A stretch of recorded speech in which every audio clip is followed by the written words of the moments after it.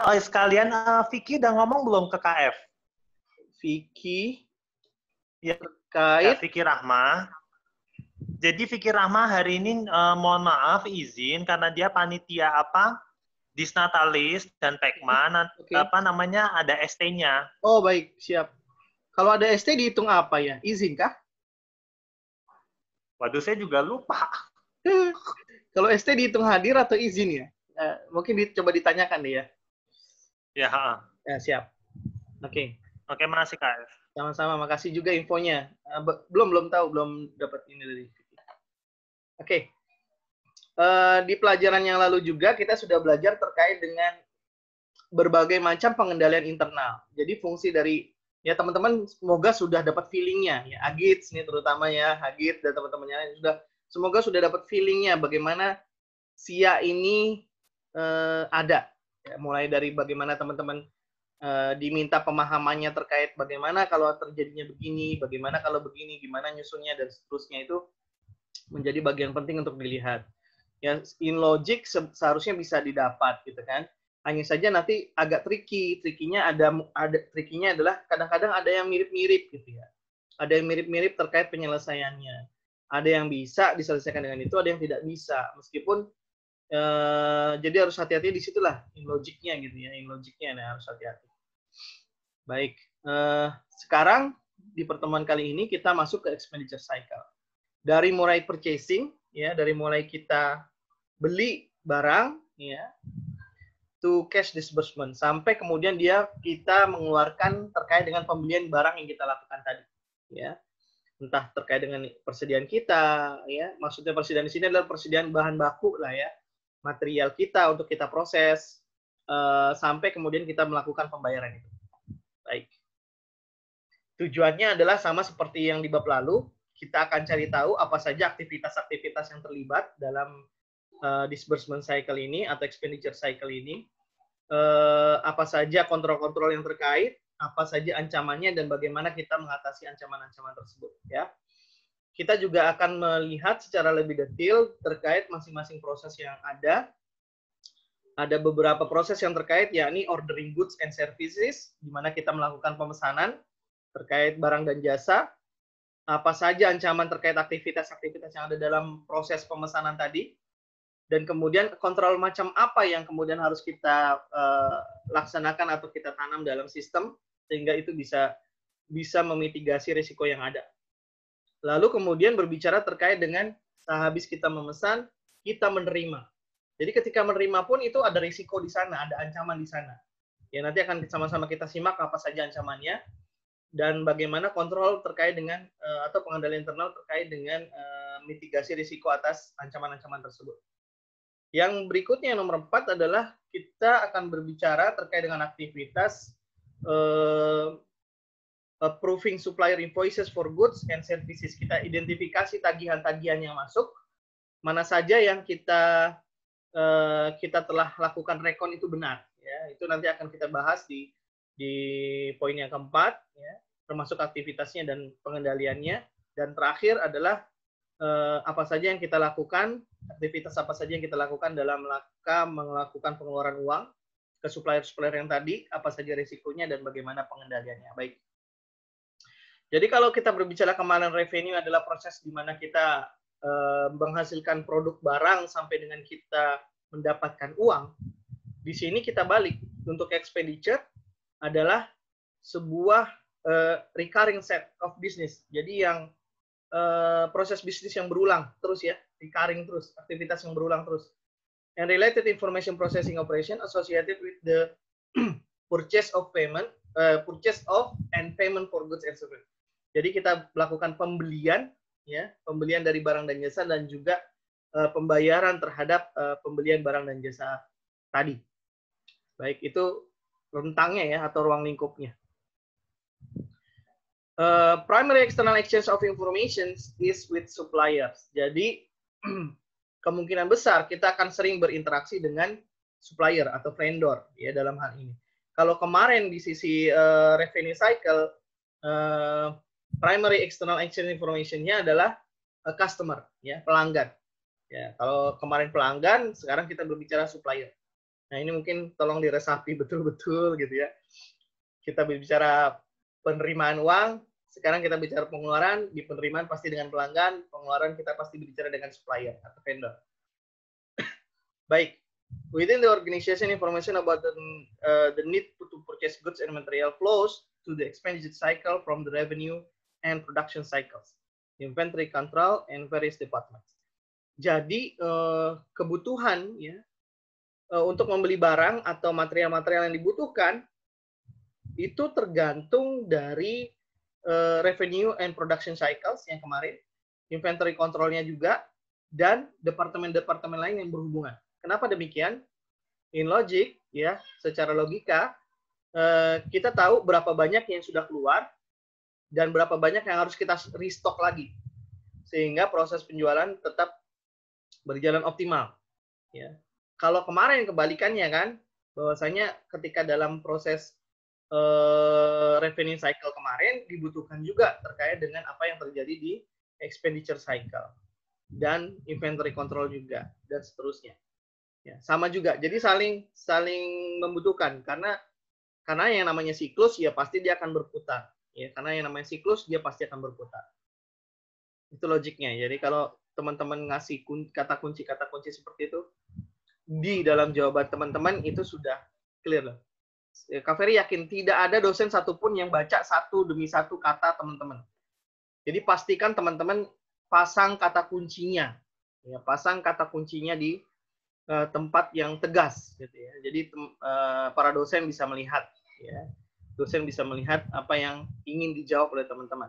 Tapi kalau kata kuncinya nggak ketemu, biasanya dosen baru akan melihat itu lebih dalam, ya. Dosen akan lihat itu lebih dalam. Ya, membaca benar-benar apa maksud dari tulisannya dan seterusnya. Kalau nggak didapat juga, ya mau nggak mau kasih nilainya juga nggak ada gitu. Paling upah nulis aja. Ya, kecuali untuk yang PG ya, PG kan hitam di atas putih ya. Ya itu yang tertera, itu yang dicatat. Baik, tujuan utamanya adalah bagaimana kita bisa mengurangi total cost, ya, total cost of acquiring and maintaining inventory, supplies, and the various services to organization needs to function. Jadi kita meminimalkan total cost yang ada dari perusahaan. Ya. Dari mulai bagaimana kemudian kita meminimalkan terkait supplies, ya. Meminimalkan biaya terkait pemeliharaan, ya. Meminimalkan biaya terkait dengan misalnya proses pelaksanaan atau pekerjaan gitu ya. Karena kalau kita salah dalam expenditure cycle ini, berarti akan ada banyak total cost yang bisa keluar. Ya, anggap begini misalnya. Kalau bisa ketika mesin itu nyala gitu ya.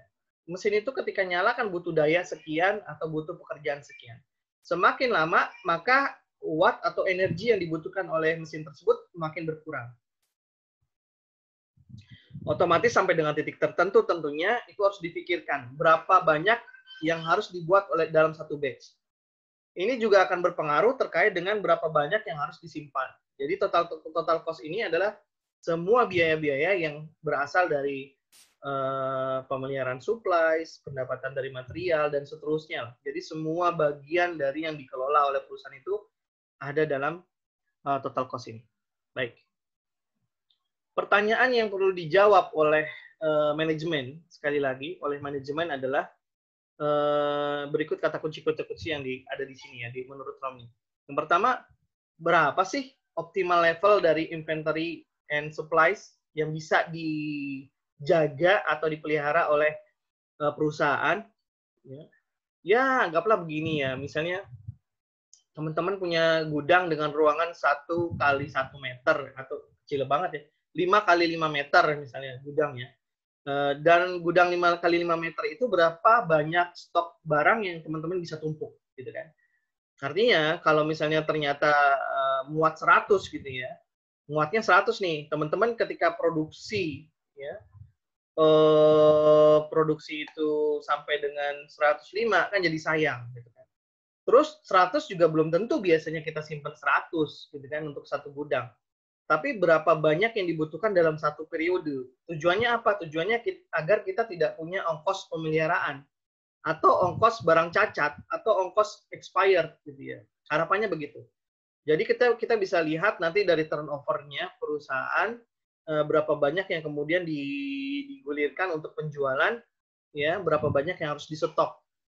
Jadi itu kata kunci pertama yang harus dijawab oleh teman-teman sekalian. Teman-teman, jadi dijawab oleh manajemen sekalian, ya. Yang kedua adalah supplier mana nih yang memberikan kualitas produk yang terbaik atau kualitas jasa yang terbaik, ya. Selain juga tentunya harga yang terbaik. Jadi harga dan kualitas yang terbaik, supplier mana nih? Nah, itu harus dijawab. Cara jawabnya bagaimana ya? Nanti akan kita lihat. Kata kunci berikutnya adalah kemudian yang harus dilakukan manajemen adalah how can the organization consolidate purchases across units to obtain optimal prices? Bagaimana caranya mengkonsolidasikan pembelian-pembelian yang dilakukan dari tiap unit? Semakin beli dalam partai besar, tentunya mendapatkan keuntungan yang besar, gitu kan? Maksudnya dalam pengertian orang kalau belinya grosir gitu ya, dalam partai besar bulk gitu ya, partai besar, pasti harganya lebih murah daripada kita belinya eceran.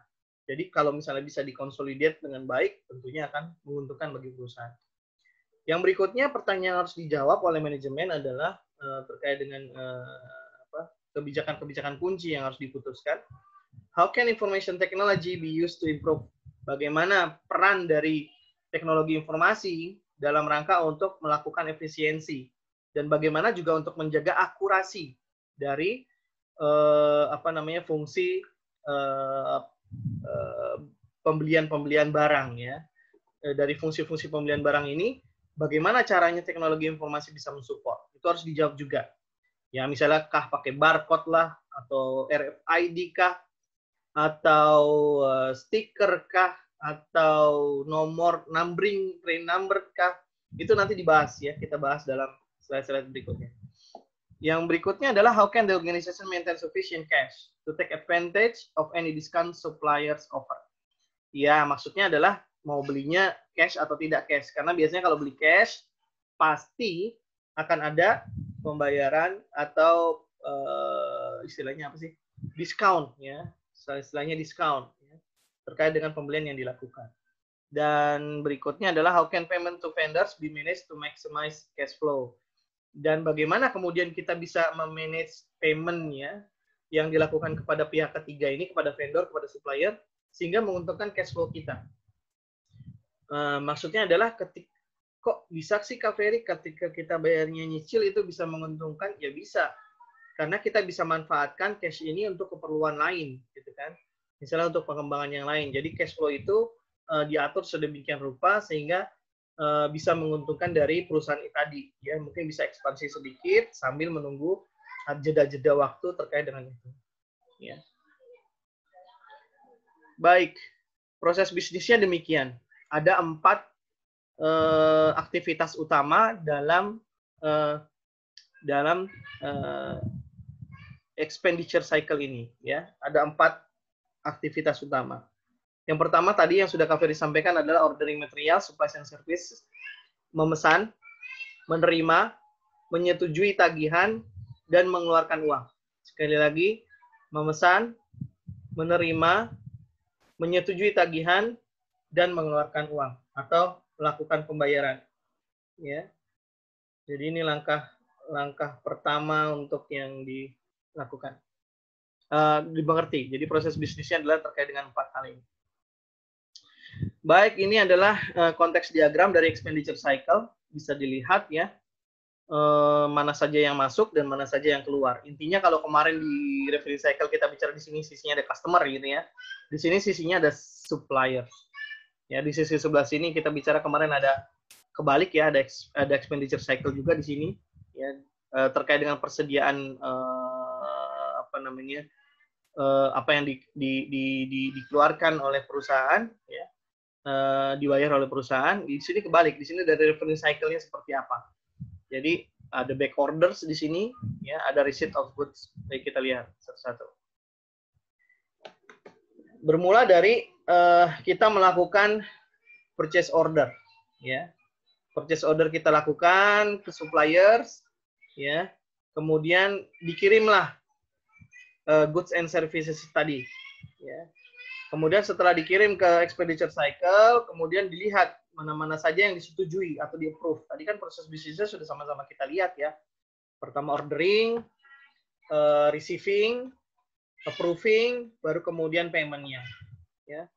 Jadi ketika sudah masuk, diproses nih, kita lihat di situ ada semacam proses analisis di sana, dari revenue cycle-nya, dari inventory control-nya, dari various department-nya, dari production cycle-nya. Kalau dari revenue cycle-nya dibaca dari konteks diagram ini adalah kita bisa melihat apa saja yang kemudian balik gitu ya, tidak dilakukan retur lah kalau bahasa gampangnya dalam bisnis ya. Ada retur barang. Ya, jadi ada retur barang. Berapa banyak barang yang kemudian dikembalikan oleh pelanggan. Dari revenue cycle itu bisa kita lihat.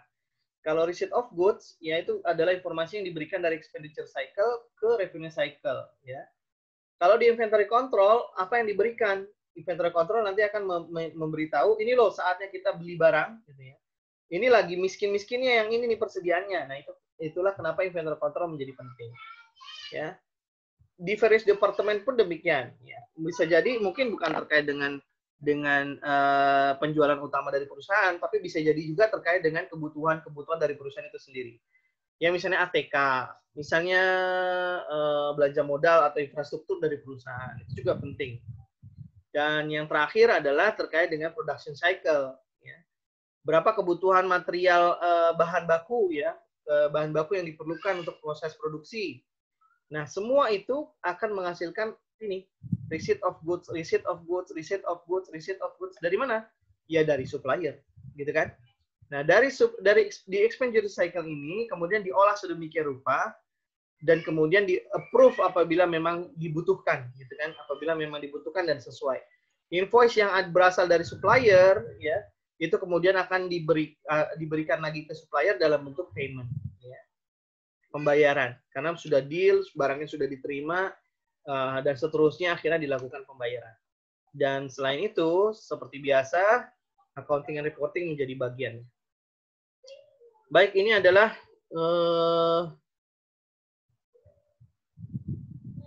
expenditure cycle ya dalam bentuk diagram, bisa dilihat di sini. Dia pakai seperti yang kemarin juga. Dia menggunakan database yang terintegrasi.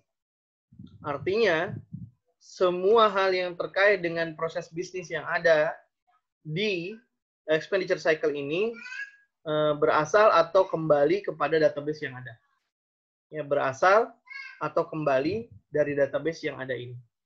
Ya, ambil contoh misalnya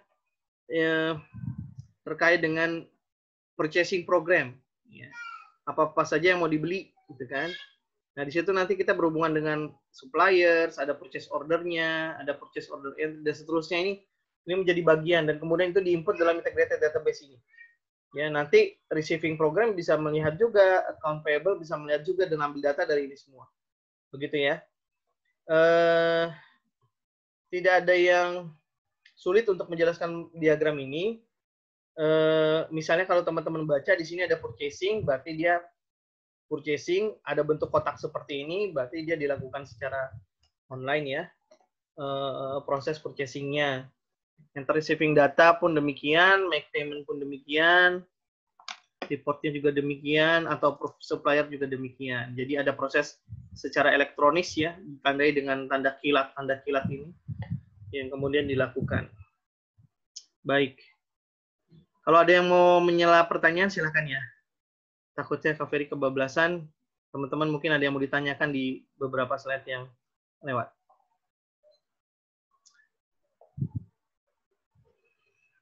Baik, kita coba bandingkan antara revenue and expenditure cycle.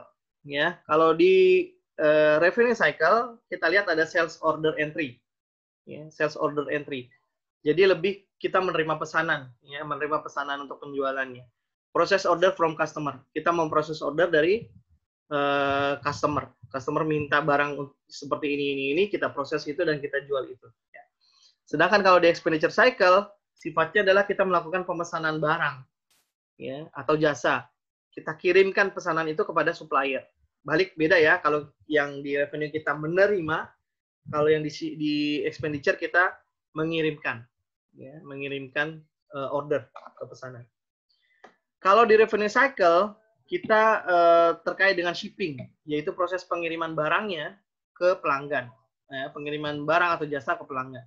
Sedangkan kalau di expenditure kita berbicara terkait dengan receiving, ya, apa-apa saja yang kita terima, barang maupun jasa, ya, inbound ke dalam dari perusahaan.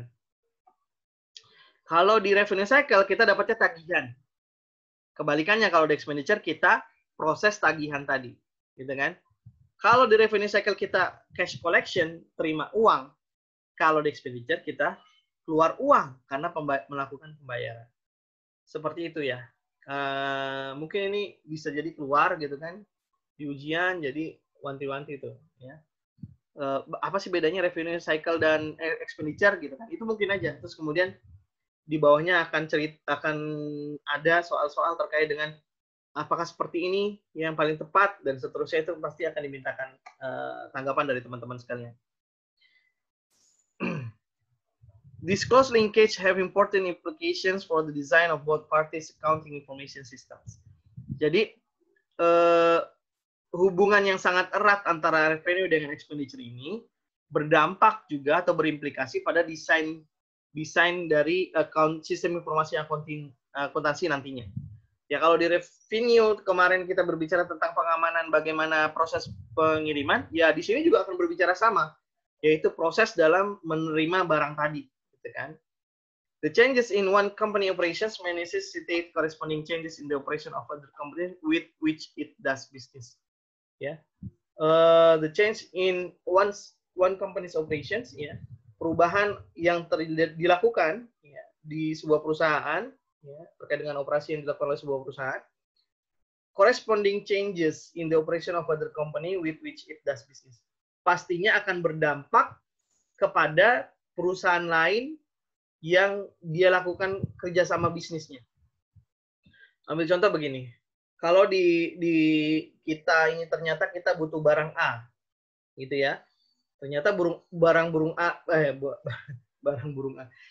A ini kita dapatkan dari supplier B misalnya. Supplier B ternyata tidak lagi melakukan proses penyediaan barang yang dibutuhkan A tadi.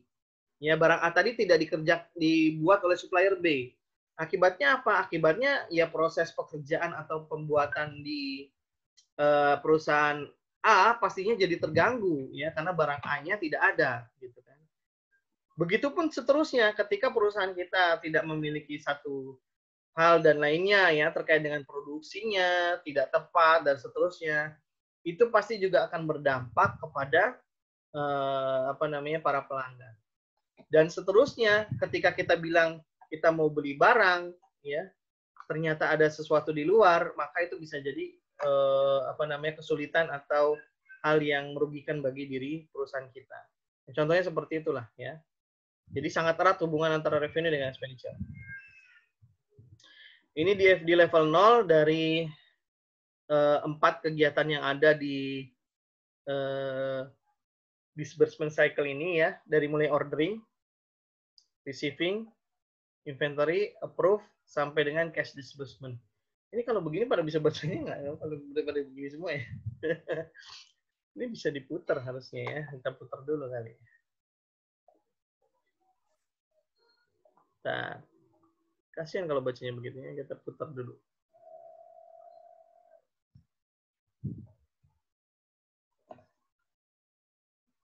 Baik, Kak Ferry perbesar aja nih biar kelihatan.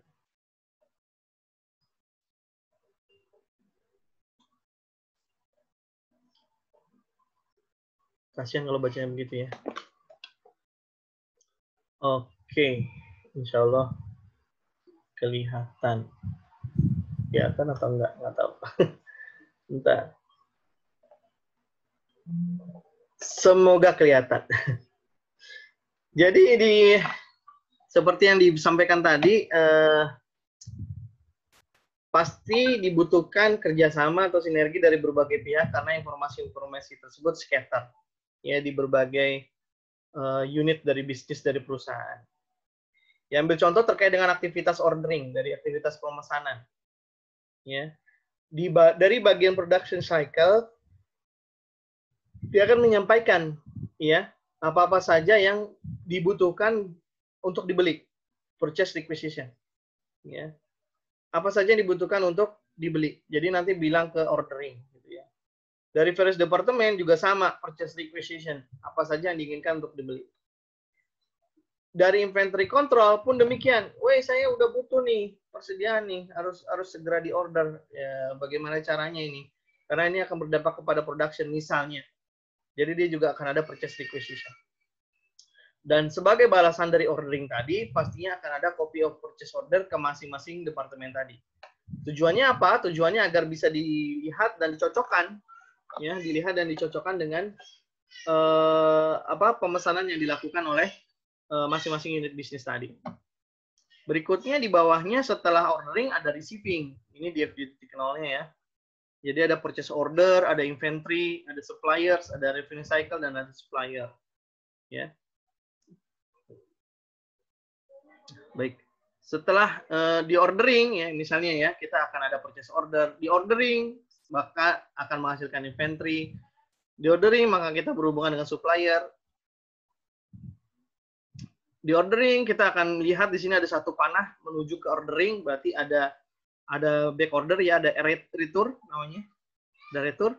Berarti kalau ada return dapat barangnya dari luar ya, begini masuk ke dalam. Ya, begitupun dengan inventory, ya ketika ordering berarti dia beli itu kemudian akan menghasilkan inventory. Ya, supplier pun demikian, purchase order pun demikian ya. Dan yang terakhir adalah terkait dengan supplier. Aduh, agak ngantuk hari ini ya. Gak apa-apa, kita lanjutkan. Jadi ordering ini ketika aktivitas ordering ini kepada supplier bisa teman-teman lihat. Di sini kemudian menuju kepada supplier berupa purchase ordernya seperti apa, gitu kan? Nah, barulah nanti akan dikirimkan goods and packing slip ya. Dan kemudian akan disebar ke masing-masing, ke inventory, ke revenue cycle, ke supplier, ke purchase order untuk disamakan ya.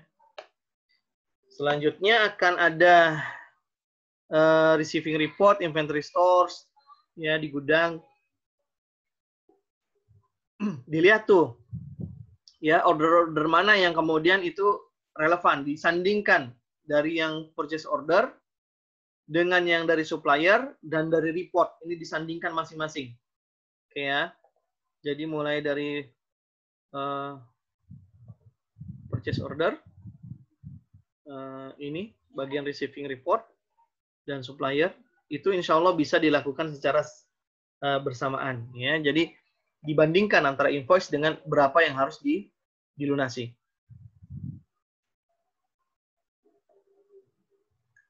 Ada lagi di bawahnya nih. Nah.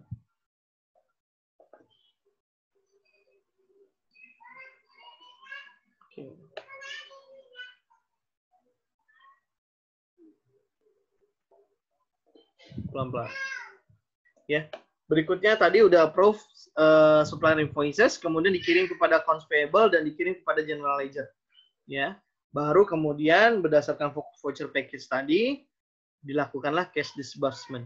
Jadi panjang ya dari mulai dia mengorder, memastikan barangnya diterima, receiving, kemudian approving, ya, dan terakhir adalah cash disbursement-nya.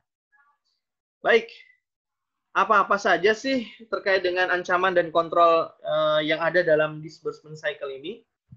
Secara umum, yang pertama adalah inaccurate or invalid master data. Sama ya ini dengan yang sebelumnya kan. Kalau udah datanya invalid, ya pasti data processing-nya salah, ya. Kemudian tidak ada restriksi, bisa jadi ada orang yang ngebetulin, ya. Unauthorized disclosure of sensitive information pun sama, ya. Ada loss of destruction of master data, backup and recovery masih sama. Poor performance dan manager report pun masih sama dengan revenue cycle kemarin. Jadi ngapalinnya enak nih, tinggal ngapalin 1 dapat 2. Ya. beli barang aja ya, beli 1 gratis 2. Beli 1 gratis 1 kok gratis 2. Oke. Baik, itu secara umum ya, secara umum ini. Ya, pengendaliannya pun sama ya dengan yang sebelumnya. Ya, teman-teman bisa lihat kan cover otak-atik ini. Bisa, Pak. Iya. Oke. Sorry.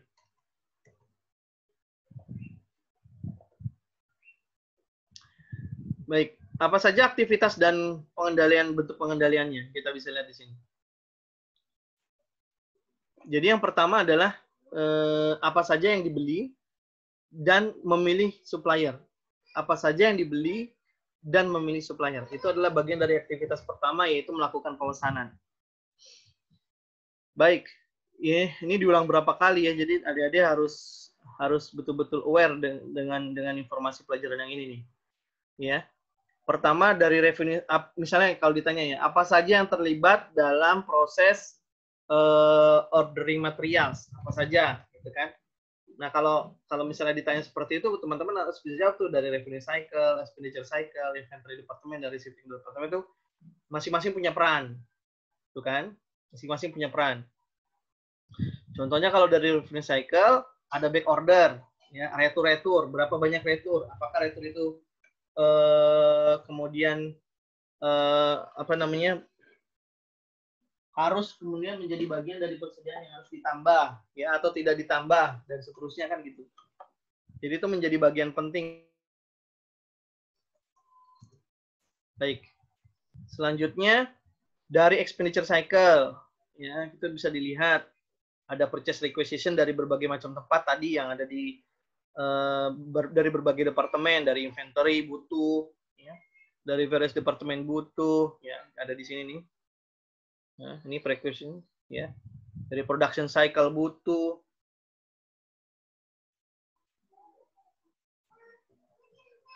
Jadi itulah yang kemudian menjadi bagian untuk menentukan apa saja yang harus diorder.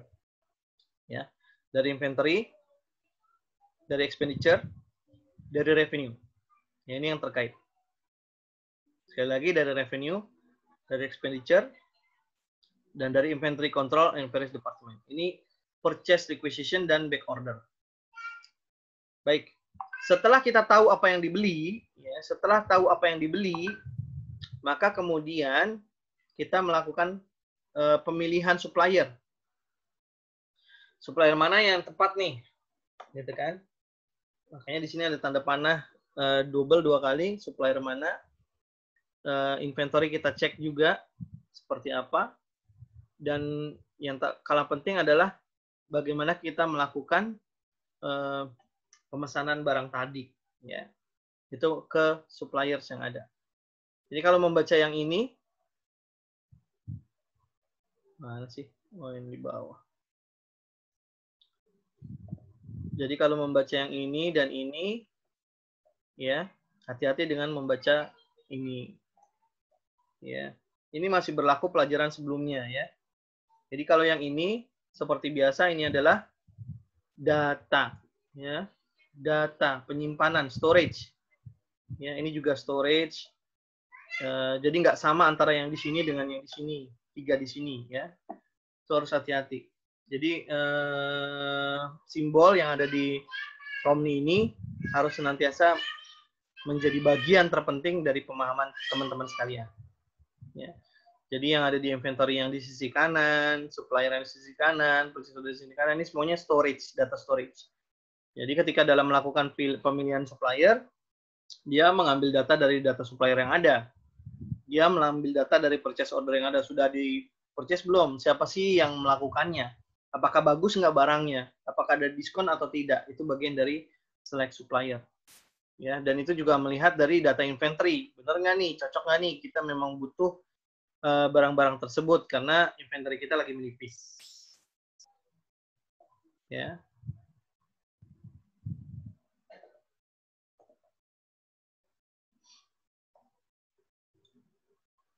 Ketika kita diminta untuk melakukan identifikasi apa, kapan, dan seberapa banyak kita harus membeli barang,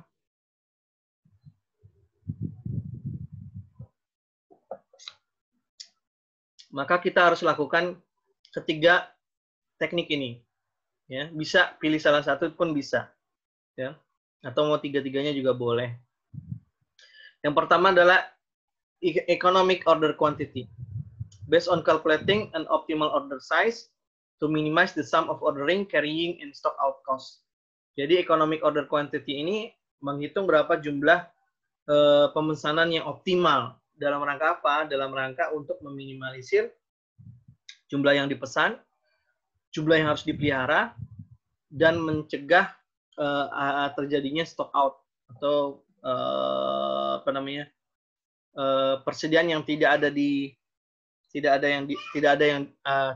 persediaan di gudang, itu jangan sampai terjadi. Itu pakai economic order quantity.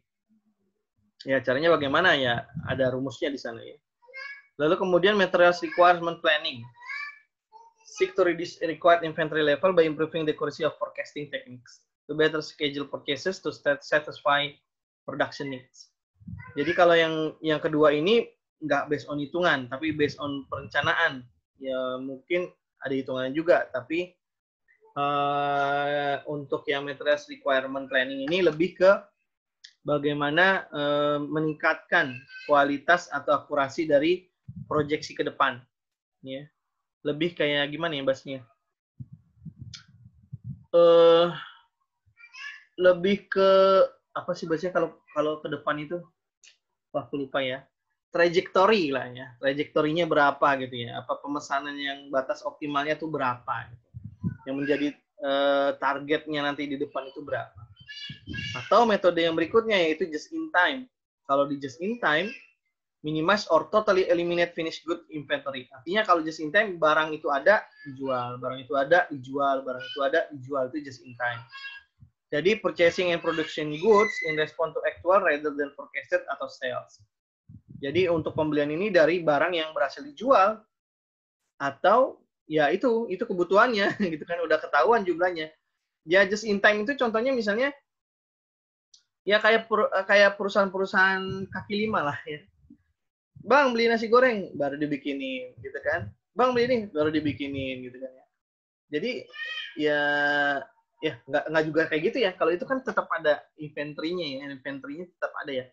Kalau yang just in time berarti dia benar-benar bagus tuh ya. Dia datang ya, dibuat pas keluar, buat pas keluar. Ya bisa juga sih kaki lima, tapi nggak tepat-tepat amat lah ya, nggak tepat-tepat amat. Kalau contoh yang bagus apa ya perusahaan just in time ya?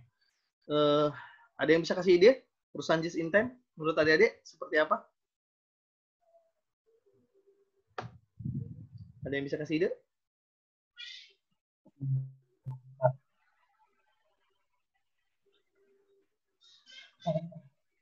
Halo? Ini suaranya ada nggak sih? Ada.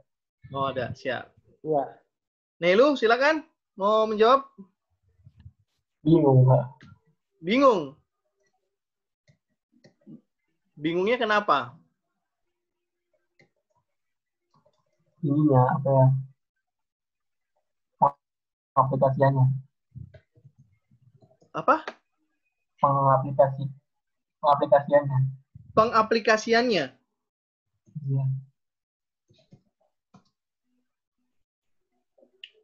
Bentar ya.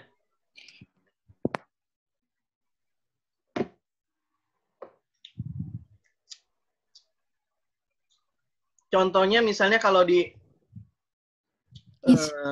ya gimana? Halo? Izin menjawab, Kak. Oke. Mungkin kalau pengaplikasian just in time pada jasa percetakan ada yang custom bentuk-bentuk banner gitu yang ada tulisannya bagaimana, jadi di situ baru mereka bikin pada saat mereka custom gitu, Kak.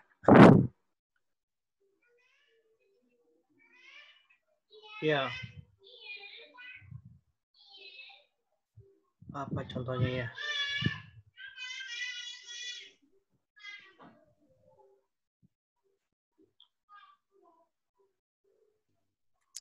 izin menjawab, Kak. Boleh, silakan. Kalau setahu saya sih, kan inventory itu kan ada 3 ya, Kak. Ada yang raw material, ada yang WIP, sama ada yang finished good. Ya. Nah, kalau just in time ini, kalau nggak salah saya pernah belajar, Pak, di cost accounting. Just in time ini itu dia cuma mengeliminasi finished good-nya aja, Pak. Jadi raw materialnya itu tetap ada. Jadi contoh yang Kak Ferry kasih tuh sebenarnya udah benar, Kak. Memang materialnya masih ada, cuman dia finished good-nya dihilangin gitu. Ya. Kayak tadi nasi goreng. Oke. Kira-kira gitu aja sih, Kak. Ya, berarti contoh yang tadi disebutkan oleh siapa tadi yang sebelumnya? Grace. Grace juga benar dong, ya nggak? Iya, juga benar. Jadi dia tidak menumpuk ya. Ada order di custom dibikin gitu kan. Oke. Kalau yang ya banyak sih sebenarnya kalau seperti itu bisa jadi banyak ya. Contohnya misalnya perusahaan yang terkenal seperti Toyota pun demikian. Ya. Atau mobil-mobil yang handmade. Mobil kan banyak juga yang handmade ya. Dijahitnya handmade tuh. Ada juga mobil yang handmade. Mobil apa contohnya ya? Mobil mewah tuh banyak yang handmade gitu. Ferrari. Nah, Ferrari itu handmade tuh. Jadi dia produksi satu, jadi dia tidak ada yang nganggur. Ya, karena memang sudah dipesan biasanya tuh. Ya kan? Ordernya udah duluan, tapi barangnya baru jadi belakangan tuh biasanya tuh. Ferrari tuh. Ya. Nah, ya itu salah satu contohnya lah. Terutama yang baru-baru ini yang pembeli Ferrari itu bisa melakukan customize yang banyak lah, kalau tidak salah. Baru itu. Atau Toyota juga sama seperti itu. Mereka melakukan mekanisme just in time terkait dengan proses produksinya. Jadi berapa yang dibutuhkan di pasar, ya mereka produksi itu aja. Jadi mereka nggak stok banyak-banyak di pabrik mereka. Ya alasannya itu. Ya kalau yang tadi yang di economic order quantity, belum balik ya ke screen-nya ya. Kalau yang di economic order quantity tadi, dia lebih ke kapan waktunya, gitu kan? Berapa banyak jumlahnya yang harus dibeli, gitu. Dan itu ada hitung-hitungannya juga sama. Kalau yang just in time tadi lebih ke dia juga melakukan perhitungan kapan waktu yang tepat untuk bukan kapan waktu yang tepat. Berapa yang harus saya produksi kemudian agar dia tidak ada finished good yang tersisa banyak gitu kan ya. Sedangkan di economic order quantity dia tetap ada finish good-nya, cuma itu tadi diminimalisir juga. Ya intinya ketiga model ini menekankan kepada bagaimana caranya agar inventory itu jadi minimal, ya sehingga biaya-biaya yang terkait atau total cost yang tadi kita bicarakan di awal itu jadi lebih rendah, gitu ya. Ya daripada dia nyewa gudang untuk nyimpan mobilnya, gitu ya, akhirnya dia bikin sehingga bisa langsung dikirim ke customer. Atau yang tadi ya nasi goreng atau banner tadi yang disontohkan. Oke. Teman-teman sudah dapat lah filosofisnya. Good, bagus.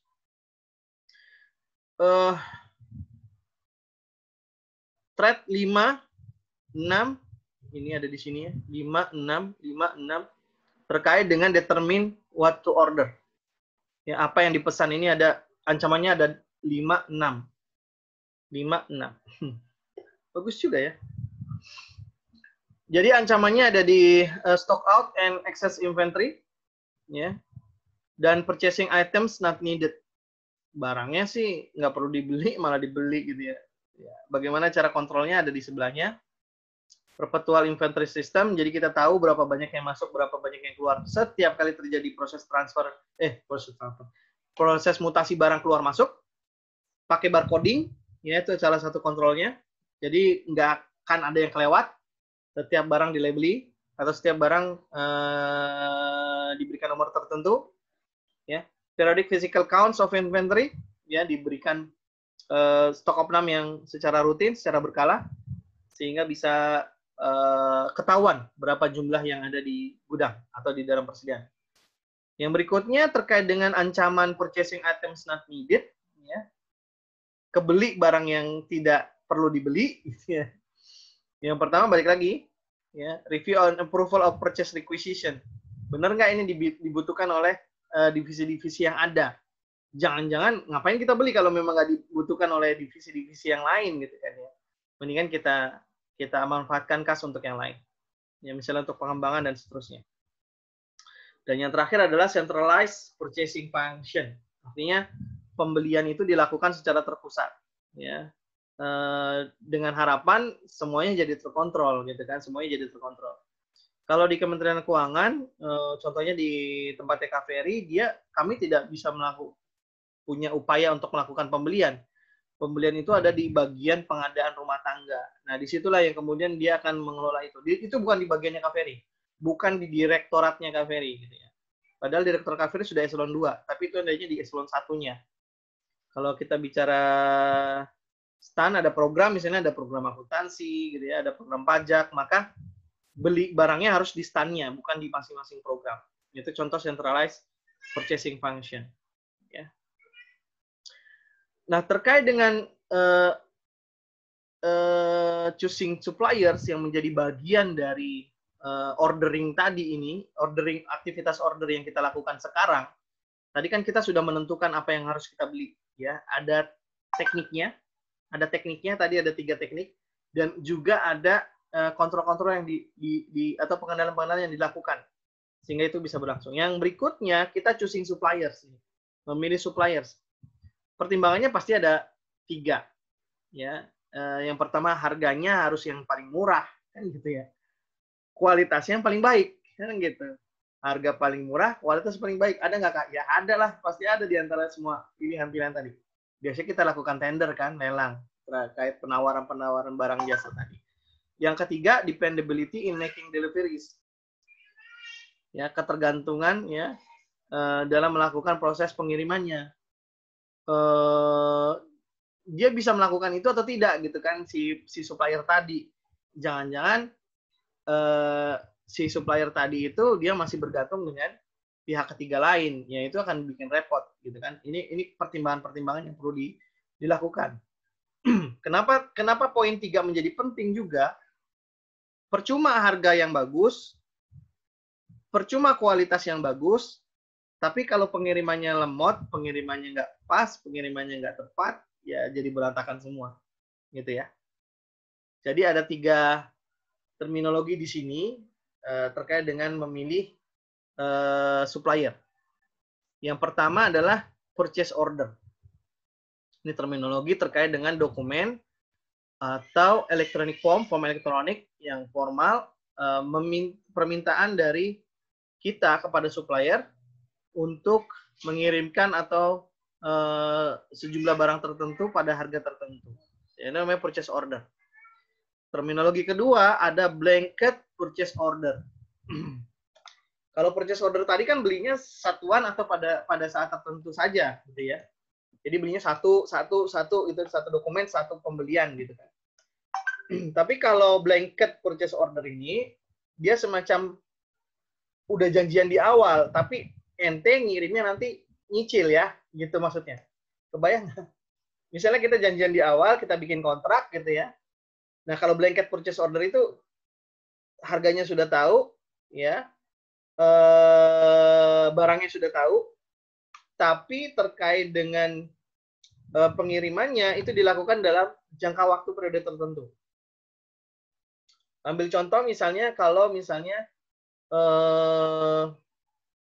KVRI gitu ya, bikin punya perusahaan apa ya misalnya, punya perusahaan semen lah misalnya ya, perusahaan semen lah ya. Nah, konsumen susah ya untuk ngasih taunya ya. Jangan semen. Misalnya terkait dengan mobil tadi lah gitu ya, perusahaan mobil tadi. Jadi misalnya KVRI ngambil material baut ya, baut lah ya. Nah, material baut tadi ini kita sudah sepakati, tolong bikinkan baut seperti ini gitu ya. Harganya berapa? Harganya segini. Oke, harganya segini. Ini boleh nggak kita sepakati janji ya, dari mulai Januari sampai dengan Desember tahun depan harganya segini, produknya ini. Itu namanya blanket purchase order. Jadi sudah duluan disepakati ya dalam rentang waktu tertentu untuk menyediakan itu. Gitu. Kebayang ya teman-temannya? Semoga paham lah kalau misalnya nanti ada pertanyaan itu. Ya. Jadi kalau misalnya di blanket purchase order ini lebih menekankan ke menjaga agar barang tersebut tetap ada. Jangan sampai ketika kita lagi berlangsung produksi gitu ya, udah habis Pak, kemarin udah laku sama yang lain gitu ya. Gitu kan. Jadi mobil yang ini gimana nih nggak ada baut-bautnya? Kan lucu gitu ya. Seperti itu. Jadi blanket purchase order lebih ke mengamankan pembelian yang ada, mengamankan material yang ada untuk dibeli gitu ya. Kalau yang purchase order kan kita beli, ini kita pesan ini dapat, pesan ini dapat ya. Kalau blanket purchase di awal sudah tahu. Ini yang kita pesan, tolong kirimkan dalam jangka waktu atau periode tertentu. Gitu ya. Nah, terminologi terakhir adalah vendor manage inventory. Ya. Jadi kalau yang tadi kita beli barang ya kita simpan sendiri, gitu kan. Kalau yang di sini lebih ke yang melakukan, yang menumpuk persediaan ya vendornya sendiri. Vendornya sendiri. Program essentially outsources much of inventory control and purchasing function. Ya. Jadi kita pihak ketigakan proses ini. Ya. Saya misalnya kebayangin gimana ya? Perusahaan tadi ketika saya bilang ada perusahaan mobil, maka Toyota punya juga perusahaan lain. Betul nggak? Namanya Toyota Auto Parts. Pernah dengar? Apa sih bahasanya ya? Apa kalau Toyota Auto Parts? Yang ngejual ini aja, suku cadang dari mobil. Ya. Nah, disitulah yang kemudian dia melakukan proses inventory-nya, proses purchasing-nya, proses penyediaannya, dan perusahaan utamanya dia tinggal ngambil aja. Jadi vendor manage inventory. Jadi vendornya atau suppliernya yang memanage inventory kita. Supplier access to sales and inventory data and authorize the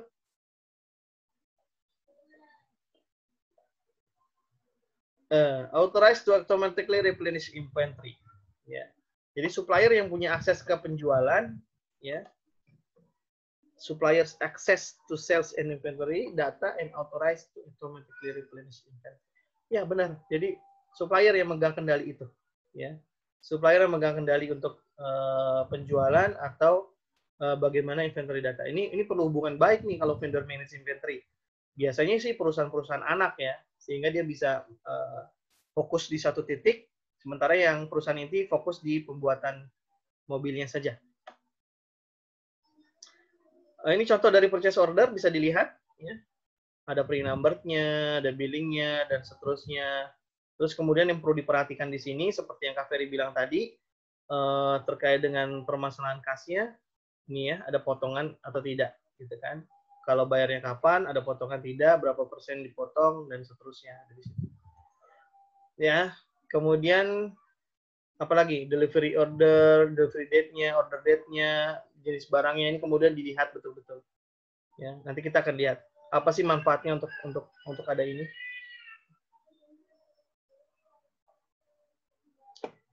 The expenditure cycle, ya, ordering material, supplies and services. Bentar.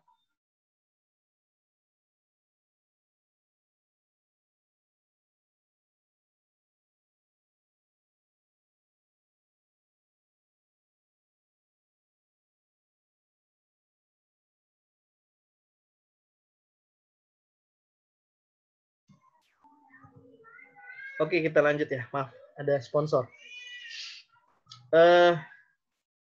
Yang berikutnya, expenditure material. Ini balik lagi ke yang tadi. Ya.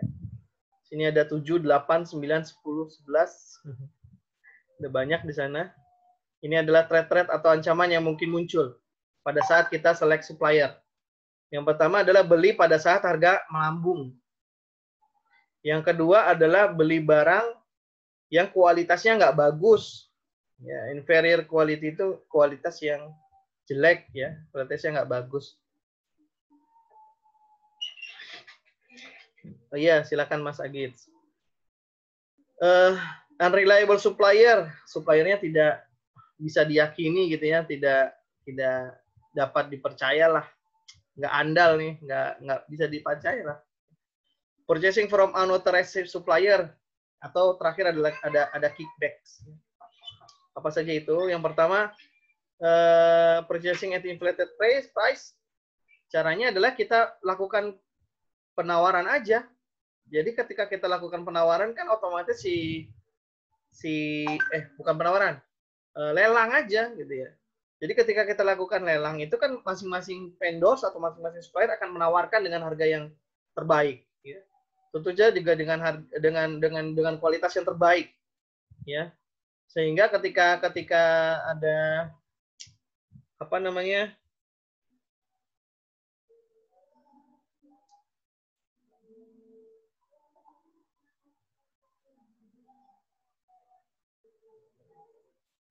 sehingga ketika ada harga yang melonjak tajam itu bisa terkontrol dari supplier itu sendiri, ya.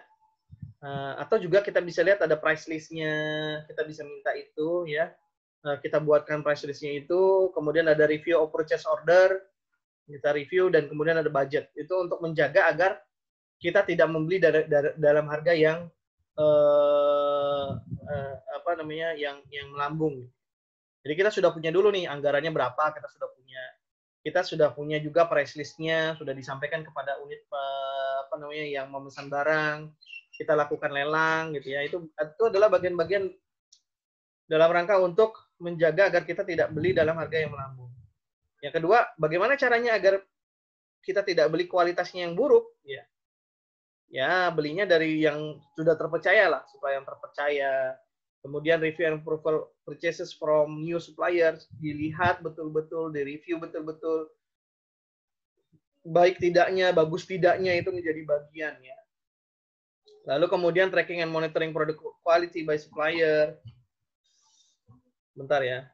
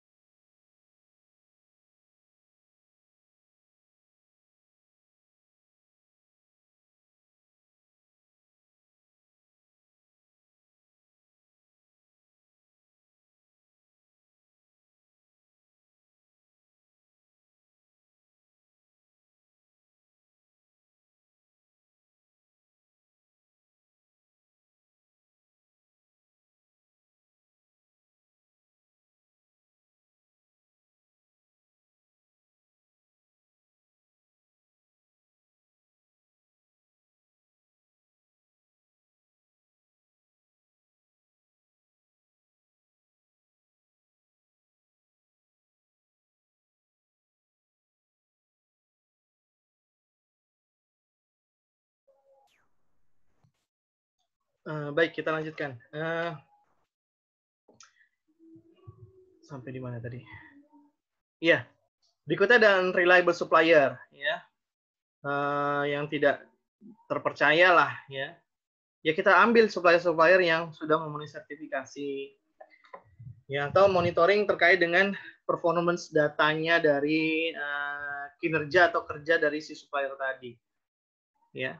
Jadi bisa teman-teman bayangkan lah ya, kalau misalnya suppliernya nggak bagus, apa yang harus dilakukan gitu kan? Kita bisa tebak-tebak aja gitu ya, tebak. Kalau misalnya bingung nanti ketika jawab, pikir-pikir aja. Ya misalnya kalau seperti tadi ketika harga melambung, caranya bagaimana ya?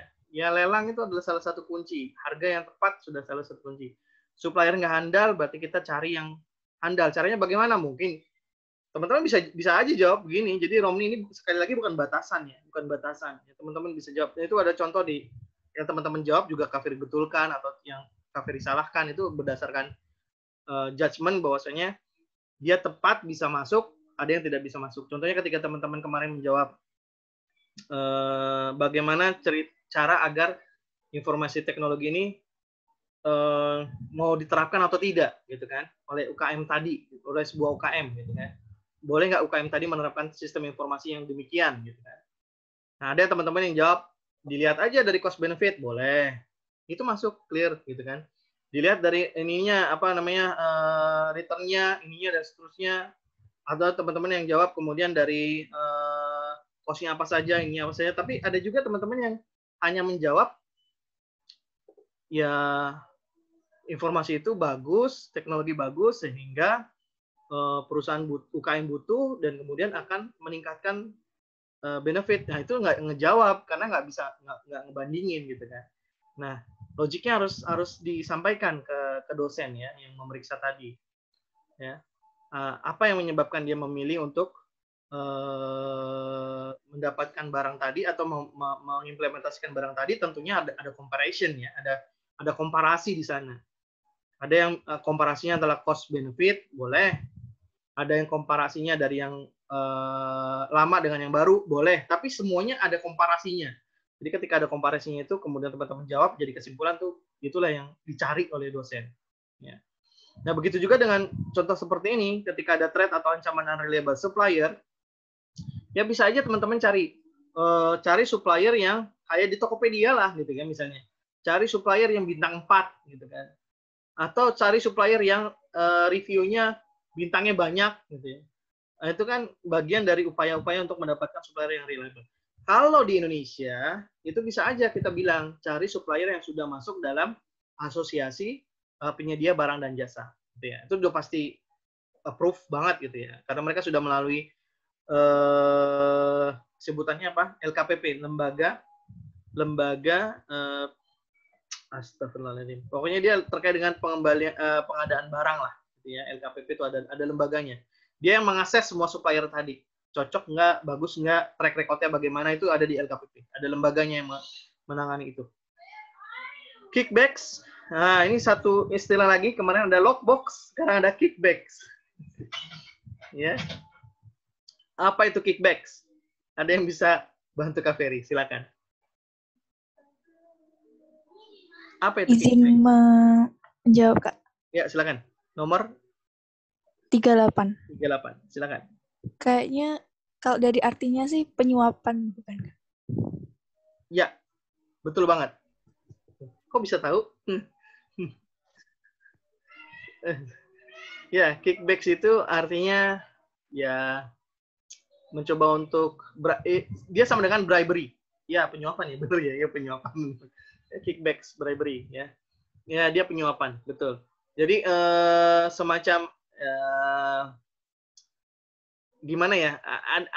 Ada supplier nakal kong kali kong dengan agent kita, gitu ya. Nah, ini cara pencegahannya ada di sini. Ya, contohnya requiring purchasing agent to disclose financial and personal interest in supplier. Training employees in how to respond to offers of gift. Karena nggak sedikit adik-adik ya. Nanti teman-teman bisa merasakan lah. Contohnya kalau teman-teman ada di pengadaan, misalnya nanti supplier datang ke rumah teman-teman, ya, bilang begini, Pak, terima kasih atas pembeliannya di perusahaan kami. Ini bukan apa-apa loh Pak, ini hanya semata-mata bentuk kekeluargaan kita bersama. Ini ada satu buah kulkas yang Bapak bisa nikmati dengan keluarga, misalnya gitu, ya. Atau nggak segede itulah, misalnya tiap kali ada hari besar, dia akan datang tuh suppliernya, tik. Bagaimana Pak? Senang bisa membantu gitu ya. Penyediaan barangnya gimana Pak? Ada yang perlu di komplain, jadi kami bisa memperbaiki. Nah, ini ada sedikit Pak dari kami parcel bingkisan. Nah, itu. Ya, itu kickbacks ya.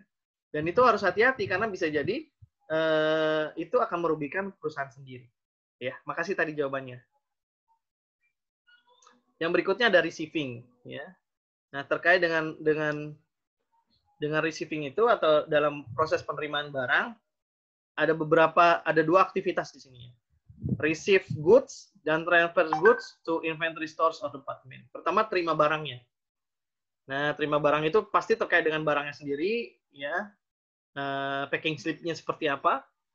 Kemudian kita masukkan ke data inventory dan kita masukkan ke data supplier mana-mana saja yang sudah berhasil diterima kan gitu.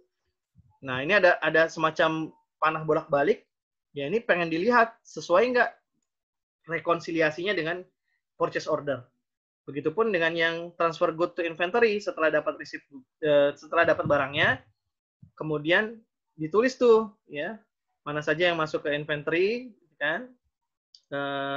Mana saja yang kemudian notice of receipt of back order items, yang kemudian ini merupakan pengembalian ya dari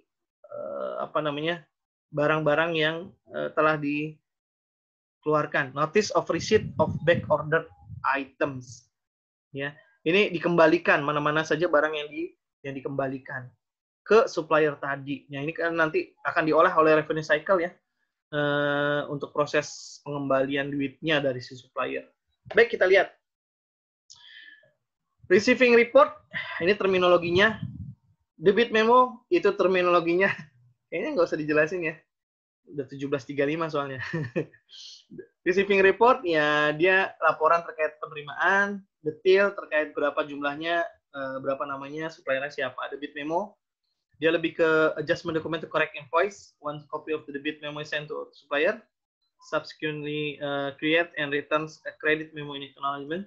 Itu kalau terjadi kesalahan yang ada kesalahan dalam invoice, ya. Wah, ini nggak pas nih, ada yang kurang nih, gitu kan? Barangnya nggak ada nih, itu namanya kita bisa bikin debit memo. Satu dikirim ke supplier, ya. Satu lagi kita simpan, ya. One copy of the debit memo sent to supplier, subsequently. Jadi satu lagi kita simpan sebagai bukti bahwasanya kita melakukan komplain, ya. Apa saja thread yang ada di receiving ini? Yang pertama, accepting unordered items. Ya, tinggal dicocokkan aja dengan purchase order. Lalu kemudian mistake in counting. Ya, kesalahan dalam melakukan perhitungan. Boleh pakai model barcode, ya bisa. Pasti kelihatan semua, itu bagus banget itu. Atau kemudian pertama ketika dapat purchase order, kita nggak ngasih tahu ke yang hitung. Tolong kamu hitung dulu, gitu kan. Nanti dia lapor kan, jumlahnya berapa? 50, gitu. Jadi dalam otak dia tidak terpengaruh dengan angka yang ada dalam purchase order kita, gitu ya. Ada purchase order yang kita lihat. Kalau jumlahnya 49, ya harusnya dia ngitungin 49. Jadi jangan dikasih lihat dulu. Itu merupakan salah satu bentuk kontrol. Ya. Atau di sini ada configuration of the ERP system to flag discrepancies between received and ordered quantities that exceed tolerance threshold investigation. Atau semacam ada proses toleransi, ya, mana-mana saja yang diterima, ya, jumlah barangnya dalam batas wajar, mana-mana yang harus dilihat betul-betul dan kemudian diteliti ulang. Ini salah satu bentuk kontrol-kontrol yang ada di receiving. Berikutnya di sini ada not verifying receipt of services, theft of inventory. Kalau di not verifying receipt of services, ya ini bisa dilakukan dengan budgetary control dan dilakukan dengan proses audit. Itu bisa dilakukan, ya, thread-nya terkait dengan not verifying receipt of services. Ya, itu bisa dilihat.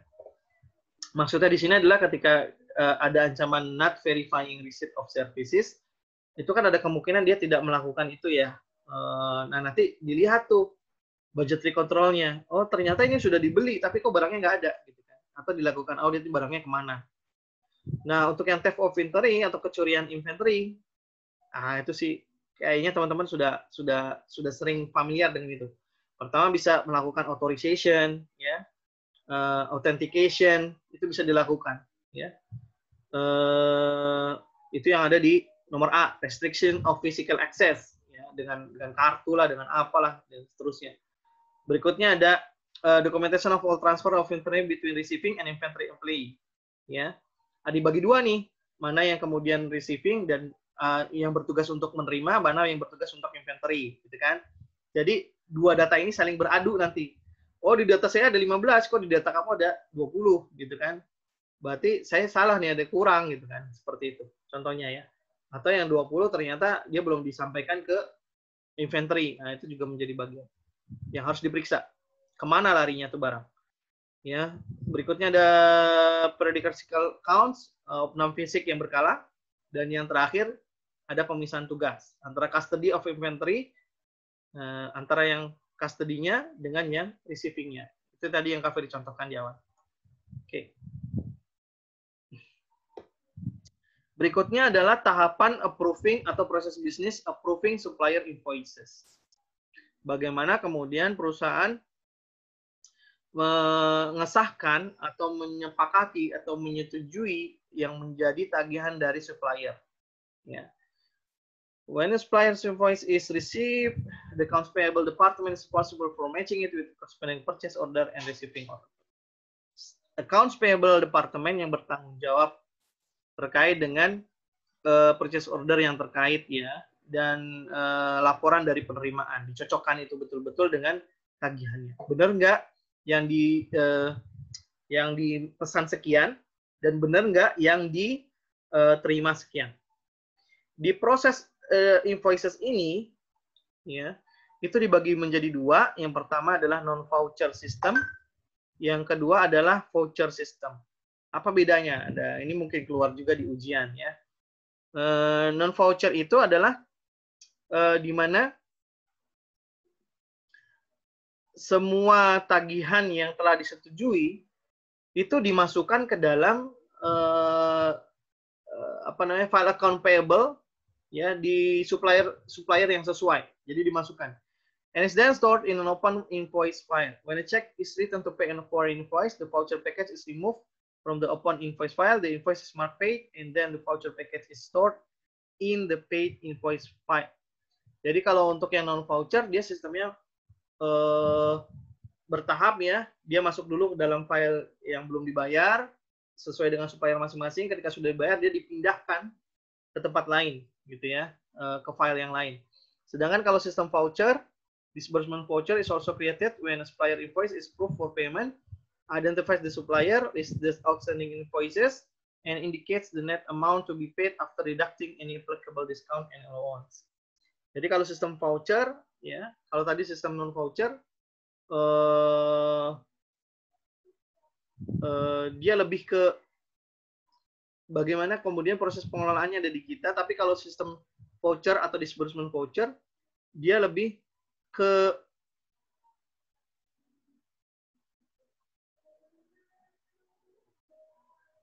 kemudian langsung membayar, ya, dalam bentuk voucher yang kemudian bisa disampaikan. Disbursement voucher is also created when a supplier invoice is approved for payment, identifies the supplier, lists the outstanding invoices, and indicates the net amount to be paid after deducting any applicable discounts and allowance.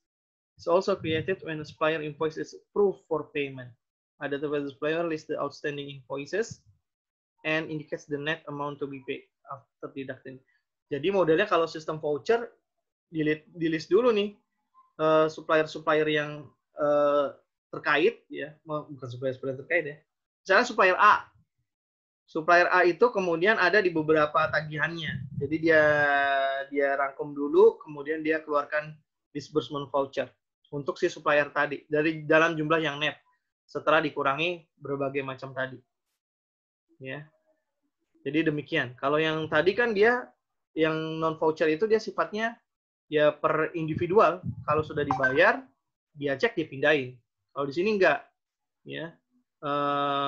Dia bikinnya di disbursement voucher itu dari tagihan-tagihan yang ada, dicari tuh yang sama mana. Setelah dicari yang sama mana, dikumpulin, ada netnya, dia bayar itu. Ya, jadi seperti itu. Lah, ini kemudian ada traditional three-way match for accounts payable with two-way match used by evaluated settlement system. Jadi ada 3 cara. Di sini ada 3 cara, ini ada 2 cara untuk mengecek atau mencocokkan antara accounts payable dengan tadi, ya, purchase order dan receiving report. Jadi kalau untuk yang di 3 cara, ya, traditional three-way match, dilakukan begini, ya. Send purchase order to supplier. Pertama dia kirim purchase order ke supplier. Kemudian receive good and fill out receiving report. Kemudian dia akan terima, perusahaan akan terima. Ya. Ya, silakan Mas Satria. Mohon maaf, apa namanya, Sekarnida tolong di accept, ya. Oke. Soalnya apa namanya, IndiHome-nya apa namanya, nge-lag. Mandek. Baik. Oke, makasih, Kak. Sama-sama, sudah masuk insya Allah. Terima kasih pengingatnya. Jadi kalau yang di three-way model, dia membandingkan ketiganya. Oke, ya. Kalau di three-way match for accounts payable, dia membandingkan ketiganya. Jadi yang perlu teman-teman masukkan ke internalisasi ke dalam diri teman-teman, dia membandingkan ketiganya. Ya. Copy of purchase order, supplier invoices, dan receiving report itu dibandingkan ketiganya. Do quantities on supplier invoice sama dengan semua. Ya, kalau tidak maka telepon, reconcile, benar enggak, coba dilihat. Ya, jika iya sudah sama baru bayar. Ya, itu model terkait dengan traditional three-way. Ya, mencocokkan antara 3 dokumen. Copy of purchase order. Ya, copy of purchase order, supplier invoice, dan receiving report. Oke ya, itu 3. Tapi kalau yang kedua, two-way match, ya, yang digunakan oleh ERS system, ya, di sini ya, dilihat, teman-teman bisa lihat, send purchase order to supplier. Oke, send purchase order, ada purchase ordernya ya. Kemudian ada receive goods and fill out receiving report. Kemudian ada receiving reportnya. Ya. Kalau di two-way, ya, two-way match itu tidak membandingkan dengan dengan accounts payable-nya, tapi membandingkan calculate amount owed, berapa banyak yang terhutang, itu sama dengan nggak quantity received from receiving report times price per unit from purchase order, dikalikan dengan harga barang per unit. Ya, sekali lagi, quantity received-nya berapa, ya, kemudian dikalikan dengan harga barang per unit. Itu yang digunakan dalam two-way match. Kebayang nggak teman-teman ya? Ya. Kalau yang di three model, harganya adalah sebagaimana harga yang tertera. Sepanjang dia sama, maka itu yang dikalkulasi, maka itu yang bukan dikalkulasi, maka itu yang dipakai. Barangnya sama, harganya sekian, gitu ya. Di receive barangnya sekian. Dilihat di supplier invoice, harganya sekian. Ya. Purchase order harganya sekian, gitu ya. Kan sudah ketahuan harganya sekian, maka harga yang digunakan adalah harga yang tercantum. Tapi kalau di two-way match, ya, atau di metode dua cara, dua jalan, gitu ya. Ini adalah dengan mengkalikan langsung, jadi tidak perlu disamain, tidak perlu ditelepon, langsung aja bayar sejumlah yang diterima. Gitu. Kebalikannya adalah kalau yang di three-way model, kita telepon dulu nih kalau nggak sama, kan gitu. Nanti kan dia akan cari, oh enggak Pak, yang benar sekian, kan gitu ya. Tapi kalau di yang satunya lagi, nggak perlu repot-repot, gitu kan. Di two-way ini, kalau di two-way ya saya tinggal bayar aja sesuai yang saya dapat, gitu kan. Nanti kalau ditagih lagi sama dia, ya kita bisa diskusikan, gitu kan. Jadi seperti itu.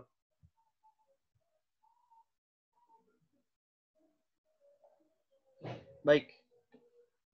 Berikutnya dalam approving supplier invoices ada permasalahan juga yang mungkin bisa muncul. Contohnya misalnya ada kesalahan dalam supplier invoices, ya, atau mistake in posting to accounts payable, ya, kesalahan dalam kemudian menginput datanya.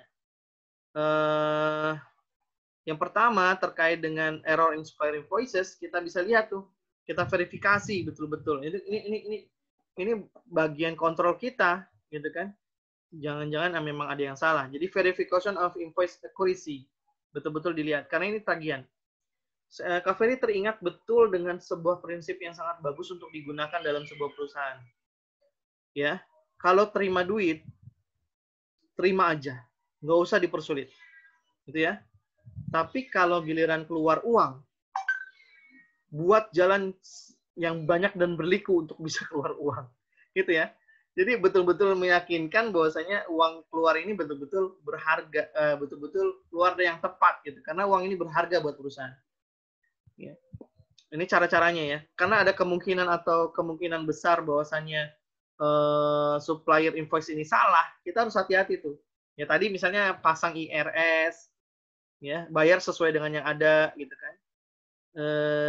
Kemudian ada restriction of access to supplier master data, itu juga penting. Bisa verification of freight bill and use of approved delivery channels, diverifikasi freight bill-nya, use of approved delivery channels, untuk penyalurannya juga dilihat. Jangan-jangan dia salah dalam memberikan invoice-nya, gitu ya.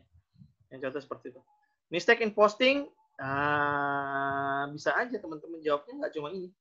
Mistake in posting ya misalnya ya bikin validation check, atau ya ini data entry edit control juga bagian dari validation check, ya.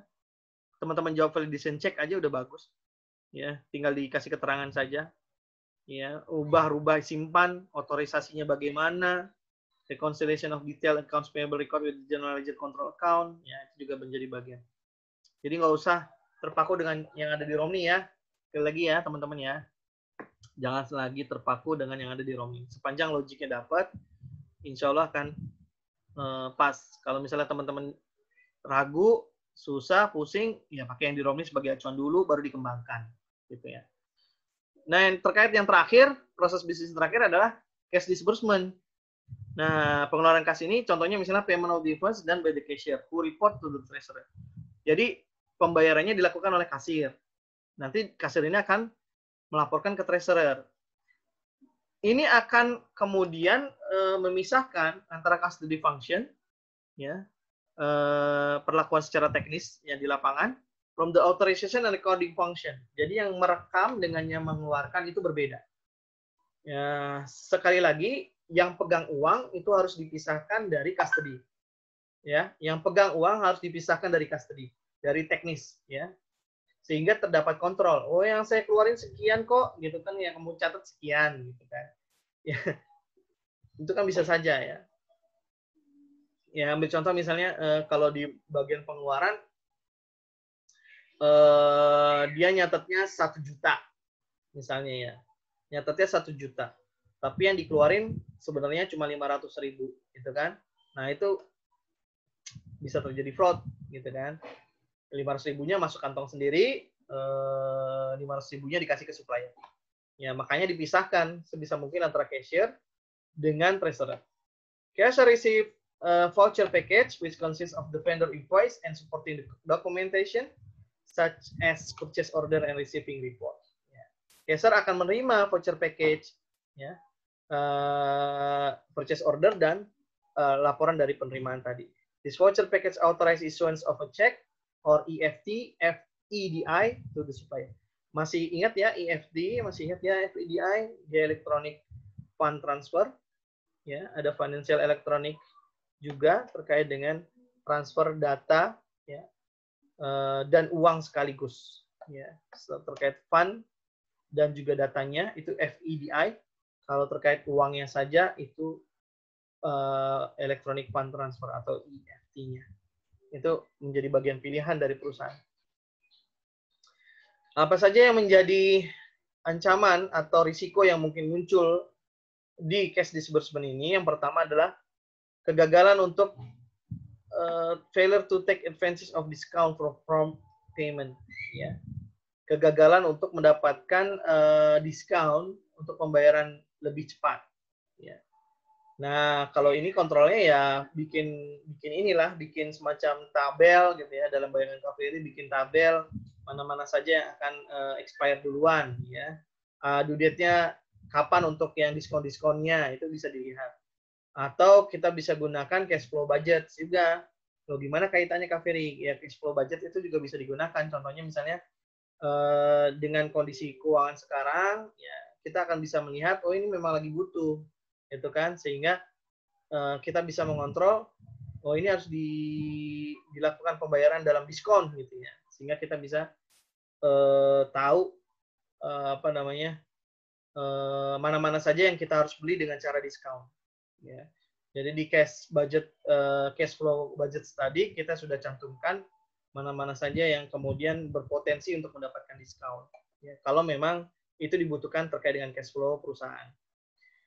Yang berikutnya adalah paying for items not received. Ya, kita udah bayar tapi belum diterima oleh supplier. Ya, untuk ini ya mungkin kita bisa pakai macam-macam ya. Paying for items not received. Kebalik. Maaf. Jadi kita membayar sesuatu yang untuk barang yang belum pernah kita terima. Ya, kita bayar sebuah barang yang belum pernah kita terima, gitu ya. Nah, itu ada banyak metode. Contoh yang paling terakhir, yang paling belakang itu ada use of corporate credit cards for travel expenses. Ya, nah itu bisa tuh use of corporate credit cards. Jadi pembayaran dilakukan lewat kredit card dulu, sehingga nanti kalau misalnya nggak jadi bisa ditarik, gitu kan? Atau bisa terkontrol, gitu ya, bisa terkontrol. Karena kalau lewat kredit card kan dia ada authorization-nya dulu kan, gitu kan. jadi bisa terkontrol. Nah, kartu kredit juga sudah mulai dilakukan oleh pemerintah. Mungkin pernah dengar ya, ada namanya kartu kredit pemerintah. Itu adalah salah satu sarana juga untuk mengontrol pengeluaran-pengeluaran dari pemerintah. Ada juga terkait dengan penganggaran dan seterusnya ya. Requirement receipt, ada kwitansinya mana gitu ya. Itu bagian dari proses kontrol yang dilakukan oleh perusahaan. Kalau di sini sih contohnya untuk pengeluaran perjalanan dinas ya, pengeluaran perjalanan dinas ya contohnya. Tapi kalau yang nomor AB itu bisa untuk semuanya tuh. Requiring that all supplier invoice be matched to supporting documents that are acknowledged by both receiving and inventory control. Jadi dua-duanya dilihat. Duplicate payment juga bisa terjadi. Udah dibayar lagi gitu ya. Ya, udah dibayar lagi. Nah, ini perlu ada penanganan khusus. Di sini kontrolnya disampaikan oleh Romni ada canceling all supporting document when payment is made ya. Semuanya harus nggak di cancel sih sebenarnya ya, bukan di cancel sebenarnya, di flag ya, ditandai lah benar dokumen-dokumen yang sudah dilakukan pembayaran, ditandai gitu. Ini sudah dipakai, nggak boleh dipakai lagi gitu. Jadi udah terkunci pembayarannya. Gitu kan. Policy to pay only from original copies of supplier invoice ya, hanya boleh membayar yang bentuk invoice-nya original. Jadi nggak mungkin terjadi duplikasi kan kalau dia original. Dan kalau kopian kan bisa jadi saja dia ada beberapa kopi, tapi kalau original kan pasti cuma satu. Ya, oke. Theft of cash, kecurian uang juga bisa terjadi di situ. Kontrolnya ada banyak di sini yang disiapkan. Bisa saja menggunakan physical security of blank checks and check signing machine. Ya. Physical security of blank checks and check signing machine. Itu juga bisa dilakukan, ya, dengan mengeluarkan untuk yang cek-cek yang akan keluar itu diberikan sebuah tanda khusus ya dilakukan oleh mesin, sehingga ketika ada pencurian itu bisa kas itu bisa selalu dibandingkan dengan cek yang keluar. Periodic counting of all sequentially number check by cashier. Ya. Ada proses akuntansi yang dilakukan secara sequential ya, secara berturut-turut ya, bertahap gitu ya. Sequentially number check by cashier. Coba dilihat gitu ya, secara periodik apa yang dilakukan oleh cashier ini betul nggak sudah berturut-turut. Jangan-jangan ada cek yang hilang, karena kan cek itu sudah sequential number ya, sudah berturut angkanya. Harusnya semuanya lengkap, gitu kan? Harusnya semuanya lengkap. Access control to EFT terminal, ada proses, ada proses untuk password apa yang harus di-input untuk masuk ke EFT terminal. Jadi untuk pengeluaran disbursement-nya bisa terkontrol. Dedicated computer and browser for online banking, ya, ada dedicated komputernya yang bisa jadi ada authorization-nya, ada authentication-nya di sana. Tulis aja di situ, begitu ya. Nanti tulis saja itu. Beragam cara, bagaimana caranya agar tidak kemalingan uang. Restriction of access to supplier master file, ya, dijaga itu agar terkunci ya, sehingga tidak sembarangan untuk melakukan pembayaran. Regular reconciliation of bank account with record amounts by someone independent of cash disbursement procedures. Jadi lakukan rekonsiliasi akun bank kita secara berkala. Oke, terkait cash disbursement ini, Kak Ferry pernah punya catatan penting sebagai pembina kementerian lembaga. Itu Kak Ferry coba hubungkan dengan yang ada di pemerintah ya. Untuk nambah wawasan aja. Jadi di pemerintah juga melakukan pengeluaran. Nah, misalnya contohnya lewat mekanisme UP, bendara pengeluaran. Nah, bendara pengeluaran itu kadang-kadang suka teledor ya. Teledornya adalah dia lakukan pembayaran ini, pembayaran itu, tapi dia lupa untuk mencatatnya dengan rapi dan tertib. Nah, salah satu caranya untuk mencegah ketidaktertiban tadi, ya dilakukanlah rekonsiliasi bank. Dan ini harus menjadi salah satu kunci dalam rangka penanganan kas. Harus ada rekonsiliasi bank, itu paling utama. Jadi kalau nanti teman-teman mau jawab terkait dengan apapun yang kemalingan cash atau kecurian cash ini proses rekonsiliasi ini menjadi hal yang penting selain dari autentikasi dan otorisasi tentunya. Ya, jadi rekonsiliasi menjadi penting. Karena seringkali itu akan berhasil didapat temuannya ketika dilakukan rekon. Ya, bendahara yang jelek itu biasanya tidak pernah melakukan rekonsiliasi. Akhirnya ya berantakan. Ini kasus di kementerian, salah satu kementerian yang Kaveri bina, itu terjadi seperti itu. Dan akhirnya Kaveri minta mengusulkan agar bendahara pengeluarannya diganti. Karena udah nggak beres. Ya nggak beres, pencatatannya nggak beres itu. Kalau diaudit oleh BPK, Rp150.000 saja selisih, itu sudah turun opininya. Ya, saking pentingnya uang. Saking pentingnya uang. Jadi harus hati-hati. Ya, mungkin ini bisa jadi ditanya nanti pada saat ujian. Check alteration, ya, terkait dengan persetujuannya. Check protection machine, use of special inks and papers, positive pay arrangement with bank. Ya. Jadi dia melakukan proteksi, cek protection machine, diproteksi sedemikian rupa, cek-cek yang keluarnya, ada special ink and papers, mungkin ada semacam watermark dan seterusnya ya, yang kemudian itu bisa menjadi bagian dari pengamanan uang yang keluar.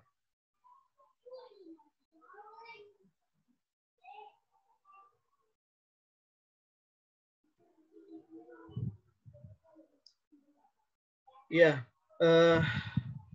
jadi ada banyak macam lah orang mau mengubah cek ya, cek alteration ini ya. Yang tadinya angkanya 1 juta misalnya, kemudian dihilangin nolnya. Itu sangat-sangat bisa terjadi kecuali kita amankan, terutama terkait dokumennya. Ya kalau di Kementerian Keuangan sampai kita bikin emboss, sampai kita bikin untuk ini ya, cap stempelnya itu emboss dan tidak sembarangan orang bisa beli itu ya. Kalau stempel biasa kan orang semua bisa beli, tapi ini stempelnya emboss.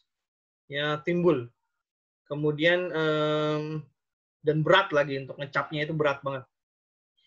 Sekarang nggak pakai emboss lagi, tapi sudah selain print number juga sudah ada semacam kode khusus di kertasnya itu. Jadi tidak sembarangan orang bisa buat kertas itu. Ya, itu ya. Terkait dengan risiko adanya pengubahan atau perubahan atau orang yang iseng untuk merubah cek yang tadi dikeluarkan. Ya, berikutnya ada cash flow problems. Ya, kalau untuk cash flow problem ya tidak ada kata lain, kita harus buat cash flow budget. Ini adalah figur bagan yang menunjukkan terkait dengan proses sistem pembelian secara manual. Ada yang mau berbicara? KF, izin bertanya boleh? Boleh. Siapa ya? Saya Iga Dipta Pramana, nomor 12. Ya, silakan. Gini KF, kalau misal ada supplier yang reputasinya bagus, betul, dan benar-benar dipercaya oleh perusahaan. Nah, misal itu tuh udah memesan banyak barang dan sumber utama dalam pembuatan suatu produk. Tiba-tiba tidak bisa memenuhi kebutuhan perusahaan tersebut. Saya asumsikan ada 2 tipe. Yang pertama karena force majeure, dan yang kedua karena murni dari kesalahan supplier sendiri. Penilaian atau tindakan seperti apakah yang harus dilakukan oleh perusahaan tersebut, Kak? Iya, betul. Pertanyaan menarik. Yang pertama adalah, semua ini adalah based on experience. Betul ya, Mas Gipta ya? Based on experience dari perusahaan. Pengalaman dari perusahaan itu sendiri. Kalau yang tadi Dipta maksud, berarti kan ini adalah pengalaman pertama. Gitu ya. Sebelum-sebelumnya dia bagus banget. Sebelum-sebelumnya bagus banget, dia ngirimnya tepat waktu, dan seterusnya. Tapi tiba-tiba karena posisi pandemi, contohnya seperti ini, ya, dia nggak bisa karena perusahaannya bahan bakunya juga sulit didapat nih. Gitu. Bahan bakunya sulit didapat. Nah, untuk itu perusahaan perlu tadi, ya, pertama mungkin sifatnya adalah perjanjian klausulnya juga jangan serta-merta saya akan bayar semuanya, gitu ya Dipta ya. Ini kan terkait cash disbursement. Kita juga harus hati-hati meskipun kita percaya dia, bukan berarti misalnya saya sudah akan mengeluarkan uang 1 miliar misalnya untuk proses nanti ke depannya dengan Anda. Nggak begitu ceritanya Mas Dipta. Jadi kalau dalam bayangan Mas Dipta, proses disbursement ini beda. Ya, bedanya gini. Bedanya adalah berapa banyak yang diterima, itulah yang kemudian akan dibayarkan. Itu satu dulu. Jadi kalau terkait dengan uangnya, Kaveri guarantee, kalau Kaveri sih bisa menjamin gitu ya, bisa menjamin perusahaan hanya akan membayar yang diterima. Oke, yang kedua mungkin maksud Mas Dipta adalah terkait dengan inventory perusahaannya ya, atau bahan material baku dari perusahaan gitu kan. Ya otomatis kalau terjadi seperti ini, misalnya ada force majeure dari satu perusahaan tidak bisa menghasilkan bahan baku ke kita harus cepat-cepat cari gitu kan. Nah, penting bagi perusahaan untuk mempunyai list supplier. Jadi kalau misalnya tadi nanya, gimana sistem pengendalian internalnya Kaveri? Jadi Kaveri jawab, perlu ada second layer supplier yang dipercaya. Ya, perlu ada second supplier yang dipercaya. Artinya di sini perusahaan perlu punya list of supplier. Ya, mungkin kalau ditanya nanti dalam esai atau dalam jawaban tulis saja list of supplier gitu ya. Perlu untuk adanya list supplier. Karena situasi seperti ini mau nggak mau suka nggak suka mungkin terjadi gitu ya, mungkin terjadi. Apalagi situasi pandemi, bencana yang tidak bisa kita tahu kapan kejadiannya. Begitupun contohnya akan sebentar. Kejadian ini juga akan sama persis dengan yang dilakukan pemerintah. Pemerintah itu punya banyak supplier. Kalau ada yang nggak beres, misalnya Dipta ya, mungkin bukan force majeure, tapi mungkin dia blacklisted, ya artinya dia bandel gitu ya. Nah kalau yang di blacklisted seperti itu di kementerian atau di lembaga pemerintah juga sama, dia akan di blacklisted kemudian tidak dipakai lagi untuk semuanya. Begitu Mas Dipta. Jadi ada misalnya tadi kejadian force majeure, cari list supplier di mana. Kalau yang di blacklisted juga cari list supplier yang mana. Jadi kata kuncinya untuk pengendalian internalnya adalah di list of supplier yang dimiliki oleh perusahaan itu perlu dibuat dan perlu dijaga dari waktu ke waktu. Ya, based on experience, perusahaan juga harus mulai don't put one basket ya. Istilahnya dia tidak boleh untuk kemudian percaya betul-betul kepada satu tempat atau menempatkan itu pada satu perusahaan saja. Perlu dibagi-bagi. Ya meskipun kita percaya dia mampu untuk melakukannya. Seperti itu Mas Dipta, jawaban Kak Ferry. Baik Kak F, makasih Kak F. Ya, iya Kak F. Sama kalau misalnya kasusnya dibawa ke pemerintah. Nah, kita tuh udah bayar, tapi suppliernya itu force majeure. Itu gimana? Itu bakal dihapus saja kalau di pemerintah? Nggak pernah ada kejadian di pemerintah begitu Mas Dipta. Oh, nggak ada ya? Jadi kalau di pemerintah begini sistemnya. Sama seperti perusahaan, Mas Dipta. Barangnya harus diterima dulu, baru kita bayar. Oh. Ya, kebayang ya? Berarti nggak ada yang dibayar duluan? Nggak ada. Dalam bisnis tuh nggak ada yang dibayar duluan. Misalnya gini, contohnya Mas Dipta gini. Yang dibayar duluan kalau misalnya itu adalah, ya gampangnya gini lah, misalnya Mas Dipta pesen nasi goreng. Ya. Kira-kira Mas Dipta bayar dulu nggak di awal? Bang, beli nasi goreng, Bang. Belum boleh bayar. Enggak, Kak. Ya udah paham, Kak. Makasih, Kak. Seperti itu ya. Jadi nggak mungkin lah kejadian gitu, karena proses pembayarannya di belakang. Ya kalau misalnya bayar duluan, berarti itu kecerobohan. Menurut Kak Ferry itu kecerobohan. Karena itu sama aja kita inilah ya, barangnya kita bayar. Ya mungkin kalau maksudnya Dipta kan, tapi itu kan diproteksi ya. Contohnya misalnya di Topet. Tapi Kak Ferry nggak bener juga Kak Ferry. Kalau misalnya di Topet kan kita bayar dulu Kak Ferry, baru barangnya diantar. Gitu kan ya? Tapi kan beda ya, kalau di Topet itu kan duit kita diprotek dulu sama Topet ya. Diprotek dulu sama Topet, baru kemudian ya Topet juga melindungi. Jangan-jangan lo nggak bayar, barang gue kasih tapi duit nggak dapet kan juga bingung gitu kan. Jadi sama Topet ditahan dulu uangnya. Kemudian dari merchant-nya dikirim barangnya, kemudian baru duitnya kalau sudah oke si pembeli ini menerima barangnya, kemudian uangnya ditransfer ke merchant-nya. Kan begitu ya kalau tidak salah ya? Ya benar ya? Halo? Yang suka beli itu? Ya, Kak. Siap. Makasih banyak Kak F. Sama-sama. Tadi ada yang, ya tapi benar, Dipta itu pertanyaan bagus banget. Bisa jadi keluar di ujian tuh bisa jadi. Karena model-model yang kayak gitu lah yang unik-unik lah, apalagi di saat pandemi kayak gini. Cocok itu. Ada lagi yang lain? Kak F izin bertanya, Kak F. Boleh, silakan. Misal ini kan saya jadi pedagang di koperasi. Oh, Terus saya nyetok produk minuman Coca-Cola dan Garuda Food. Oke. Nah, saya difasilitasi kulkas ada 2, merek Coca-Cola dan dari Garuda. Yap. Tapi jumlah dan jenis barang yang kita jual itu kita yang nentuin. Antara keduanya itu beda, Pak. Jadi Coca-Cola itu marah kalau kulkasnya nggak diisi Coca-Cola. Tapi yang Garuda Food itu nggak marah diisi selain Garuda Food. Ya, kebayang. Padahal cara kerjanya sama. Nah, pertanyaannya itu masing-masingnya kedua itu masuknya ke blanket vendor manager inventory apa purchase order, Pak? Dua-duanya ke blanket. Lebih tepat ke blanket. Ya, meskipun perlakuannya berbeda. Dua-duanya tetap ke blanket. Ya enggak? Bukan ke vendor manager inventory, Pak. Kalau begini. Kalau di vendor management inventory itu bayangannya adalah yang mengelola persediaannya ya mereka vendor. Ya bahasanya gimana ya?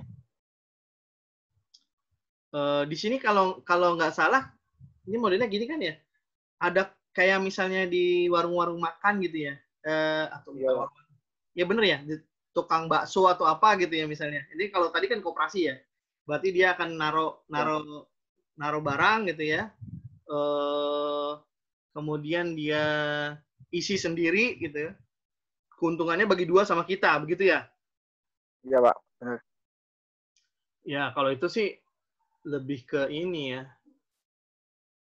Benar, dia bukan blanket. Ya, dia bukan blanket. Kalau vendors management kayaknya nggak cocok juga deh. Mari kita balik lagi. Kayaknya nggak cocok juga deh vendors management.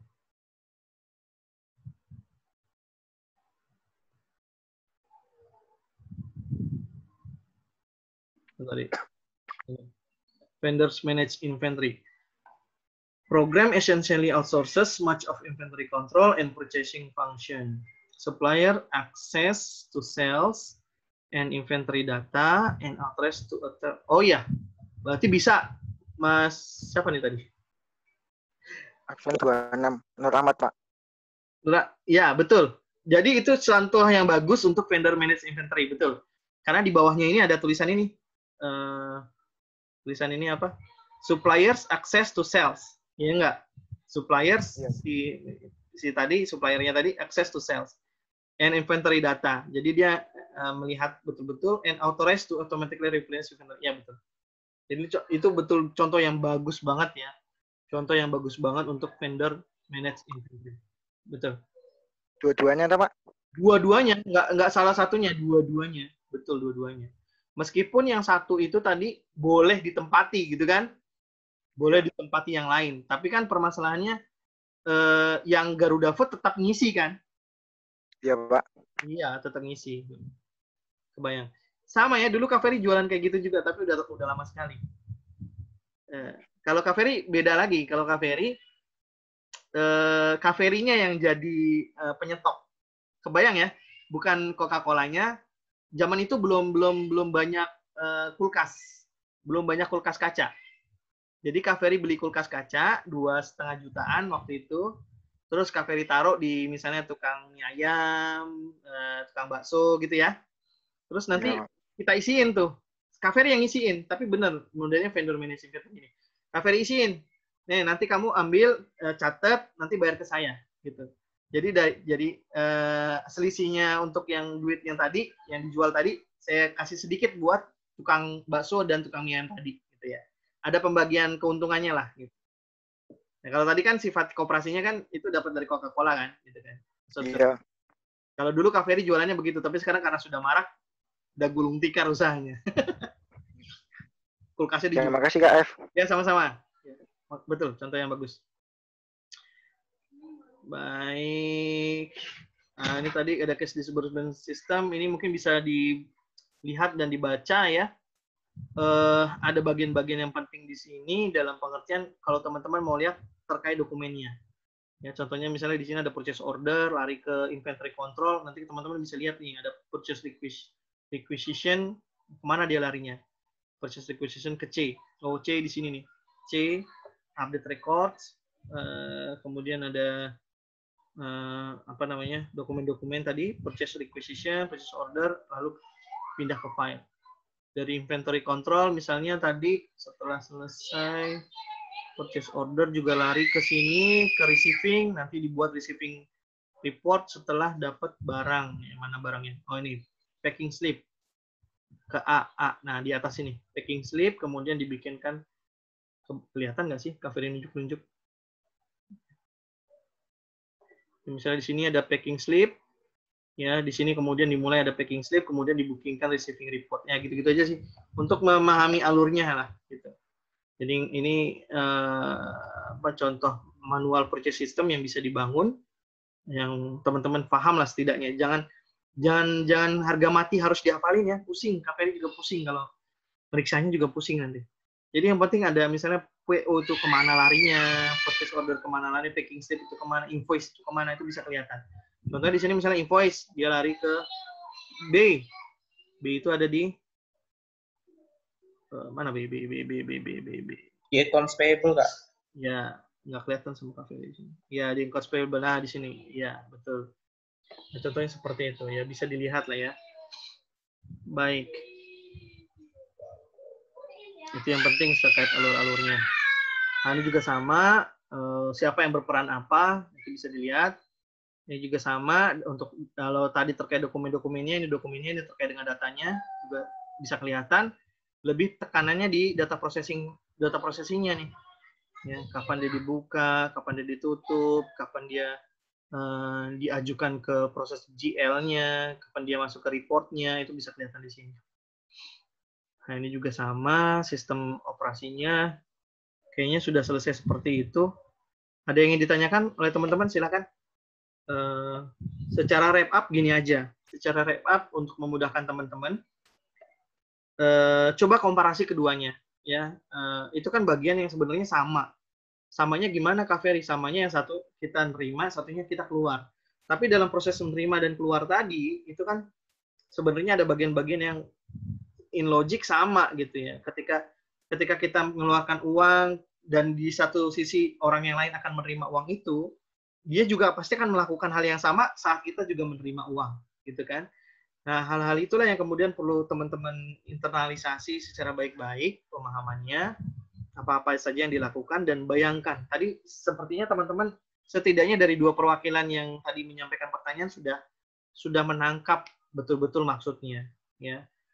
Bagaimana tadi berbicara just in time, bagaimana tadi berbicara vendor manage, bagaimana tadi berbicara terkait dengan keadaan atau kejadian atau pengendalian internal apa yang harus dilakukan. Kebayang tadi saat ada pandemi ternyata yang kita percaya runtuh juga gitu.